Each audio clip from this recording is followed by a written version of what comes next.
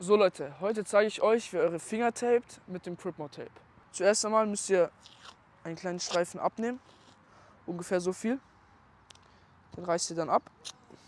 Dann müsst ihr in der Mitte einmal schön teilen. Das andere könnt ihr euch irgendwo an den Arm tun.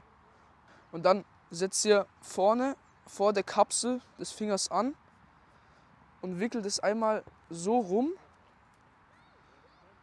dass hier noch so eine kleine Lücke ist. Dann nehmt ihr das zweite und macht es einmal andersrum und wickelt es auch noch einmal drum.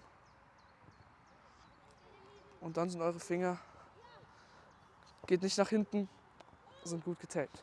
Also meine Handschuhe sind nämlich ohne Fingersafe, deswegen habe ich mir auch gerade den Finger getaped. Und jetzt kann ich wieder ganz normal trainieren und fühle mich sicher, weil mein Finger nicht mehr umbiegen kann. Alles sicher.